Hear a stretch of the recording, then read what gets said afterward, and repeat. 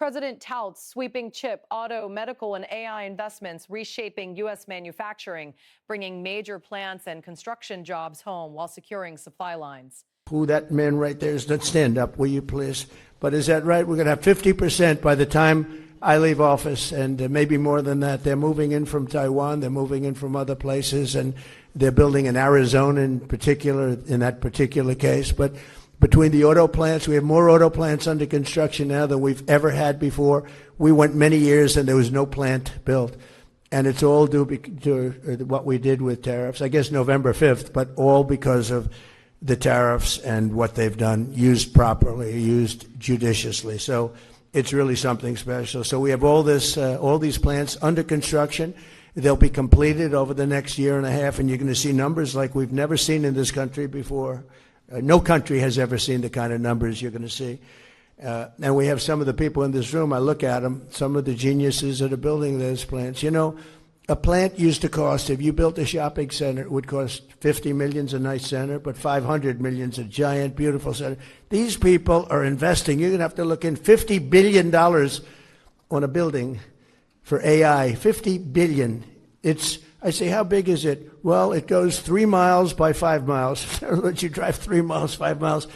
But it means jobs, and it's got tremendous potential for a lot of things. But when you talk about growth, no country will see, and you'll start to see that very soon, no country will see the growth that we're going to experience, and that we're already experiencing, but that we're going to experience. And one of the things that you see early on is we have the highest number of construction jobs we've ever had, and that's because they're building all of these plants, the auto plants, all of these plants are being built, including medical. Medical is pouring back in. Eli Lilly and so many of they're building 6 major plants. They're going to make almost all of their medicines here. We learned during COVID, it's not good to be held hostage by foreign countries. We're building all of these plants here.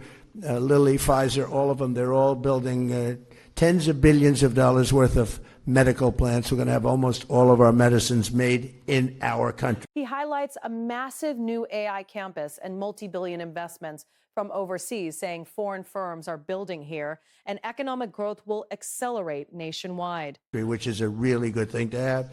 During 4 years of Biden, our country secured less than $1 trillion.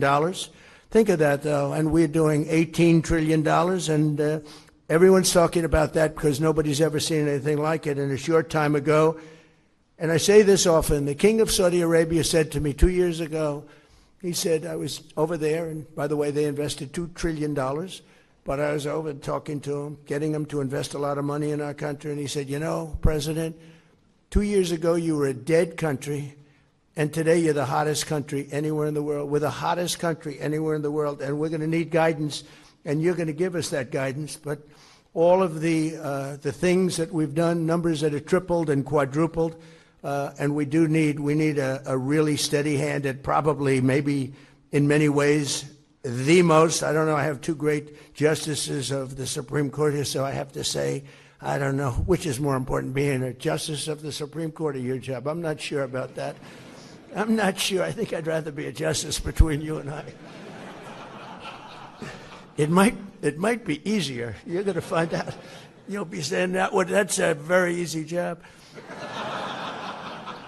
With the support and strong and wise chairmanship at the Federal Reserve, so important, America's future will truly be unlimited with Kevin at the helm.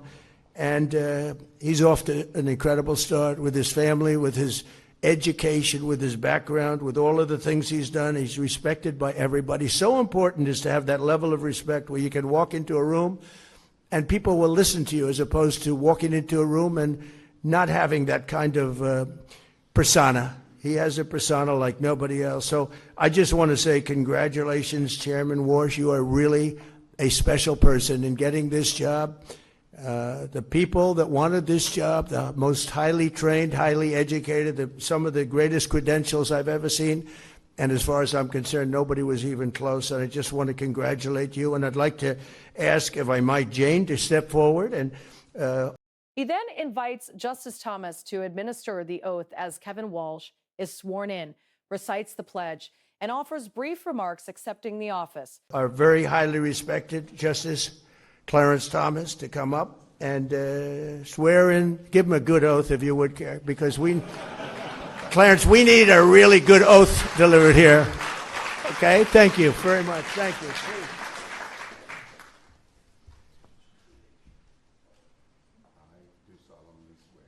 I, Kevin Warsh, do solemnly swear that I will support and defend the Constitution of the United States that I will support and defend the Constitution of the United States against all enemies, foreign and domestic, against all enemies, foreign and domestic, that I will bear true faith and allegiance to the same, that I will bear true faith and allegiance to the same, that I take this obligation freely that I take this obligation freely without any mental reservation or purpose of evasion, without any mental reservation or purpose of evasion, and that I will well and faithfully discharge and that I will well and faithfully discharge the duties of the office on which I'm about to enter. the duties of the office upon which I'm about to enter. So help me God. So help me God.